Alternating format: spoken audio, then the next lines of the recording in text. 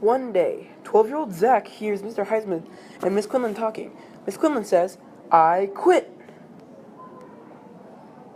After Zach finished cleaning, he was so surprised, he went to home to go tell his sister Dora about it.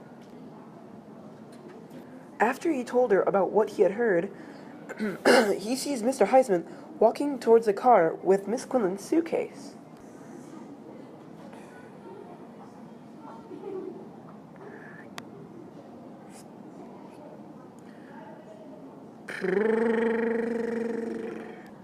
Zach and Dora are confused. Why does Mr. Heisman have Miss Quinlan's bag? Why did he have her stuff? Where is Miss Quinlan? What is he doing? Zach and Dora obviously think something is off. Zach was excited to go investigate some more. So the next day, when he arrived at Mr. Heisman's house, he was super excited. "Hey, Mr. Heisman." "Ah! Oops, sorry, didn't mean to startle you. No worries, I was just, nothing." When Zach finished cleaning, he decided to go home to tell Dora all that he had learned. Zach told everything that Dora could understand.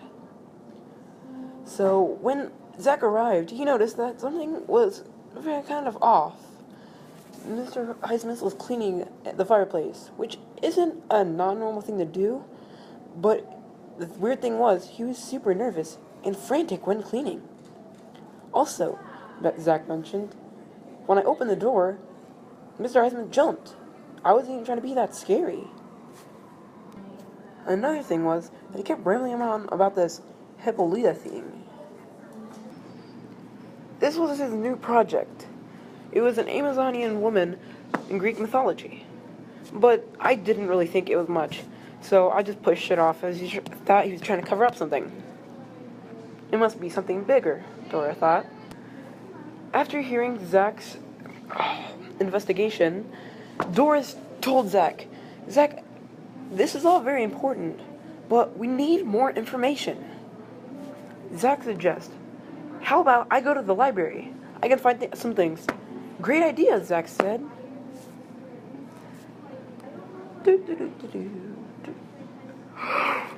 I gotta tell Dora. Dora, guess what? What? Dora replies, confused. Apparently, Mr. Heisman's wife was killed 9 years ago by a prowler, but the case was never solved. Apparently, Mr. Heisman's wife's maiden name was Crookston. That means he's saying that Miss Quinlan was somehow involved in the matter, Dora replied. Back and forth, thinking, pacing, and thinking.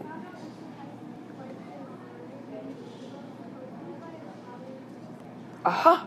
That must mean Miss Quinlan worked for Mr. Heisman to investigate on what happened, and she must have found something out that she wasn't supposed to, so she was eliminated. Dun, dun, dun. Dora exclaims, "I think we need to call the police. This is why we shouldn't go so deep into this matter. We could get in trouble, too. We have so much evidence. We need to call the police." Wee, wee, wee. It's the police. "Hey, kids. Hey, we have something we need to show you. Follow us." Knock, knock, knock. "Come in," Mr. Heisman said. They started to interrogate Mr. Heisman.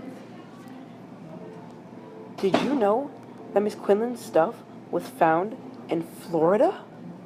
No, I did not know that." "Did you also know that your chimney was running yesterday? It's 90 degrees. That's a little too hot to have your chimney." "Oh, that wasn't my chimney. It was, my clay. I'm an artist, see? Look, here's my famous new art. Hippolyta." "Fine, then, oh yeah, another thing is, I overheard Miss Quinlan talking once about Pollux. I looked it up, and it was also Greek mythology.